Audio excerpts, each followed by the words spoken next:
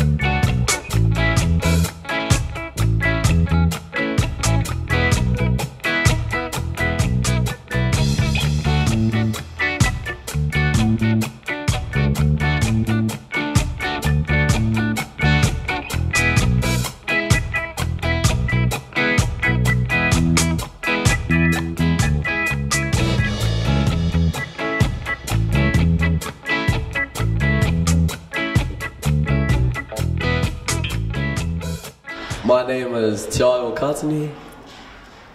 I represent the colour name of the college. My biggest inspiration in Te Ao Māori is my whānau whānui, because they support me in every step I take. Kia ora mai tātou I te whānau, ko Aisha Kāhu heke tōku ingoa. He uri tēnei no ngā iwi o Ngāti Ruanui o Ngā Rua Hinerangi me Ngāti Mania Poto. He tau te kaumārua ahau no te kura o Ngā Rua Hinerangi. Ko tōku iho pūmanawa I roto I te ao Māori. Ko tētahi kai haka, ana ko Marama Jones no te kapa o Ngāti Marako. Ko ia tētahi iho pūmanawa oku I roto I te ao kapa haka. Nā reira, ko tōku tūmanako, kia tūpera ki ai. Tēnā tātou katoa.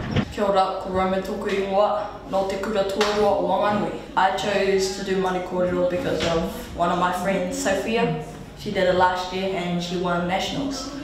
And yeah, this is my first time doing it, but I'm happy. I think I did alright. I just went pretty fast though. Just, got too energetic and stuff.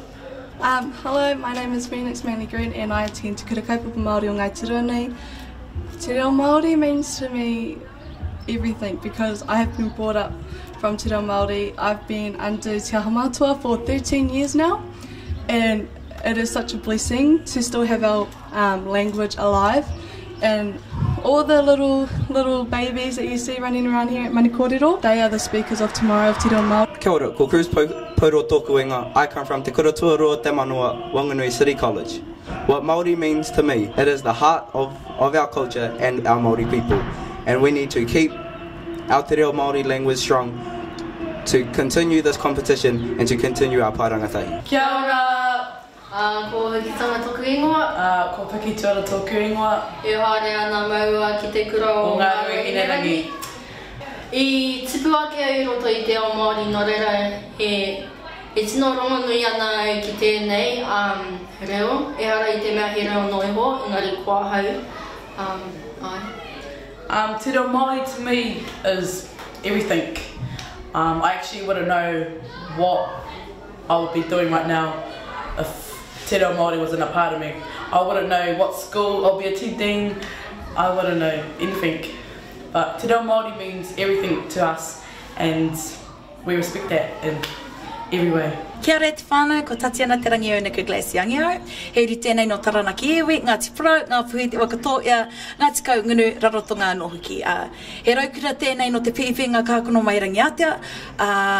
He ha te reo Māori ki ahau. Me kira, ko te reo Māori te take kua Māori au.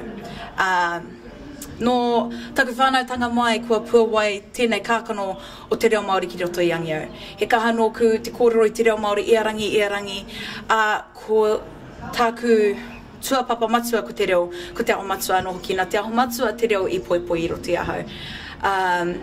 No reira, ko te reo ki ahau, ko ia ko tōku tino kuruhuna.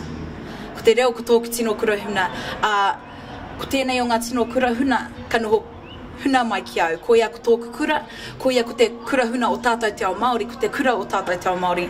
Nō reira, ahakoa te ahakotoa tātou, he whakarauara i tō tātou kura huna, whakarauara i tō tātou reo rangatira. Kia ora, I'm Shikama, I'm 14, and I go to Waitara High School. I decided I wanted to join Manu Kōrero because I wanted to take after my sister, and she did it last year, and I felt like I needed to express more of my Māori culture as I don't really contribute into kapahaka and stuff like that. So I thought this would be a great opportunity for me to give it a go. Te kore mako o Taranaki, 94.8 FM ki Utah, 98.4 FM ki Tai. Te kore mako o Taranaki, 94.8 FM ki Utah, 98.4 FM ki Tai. Te kore mako o Taranaki, 94.8 FM ki Utah, 98.4 FM ki Tai. Te kore mako o Taranaki, 94.8 FM ki Utah, 98.4 ki Tai.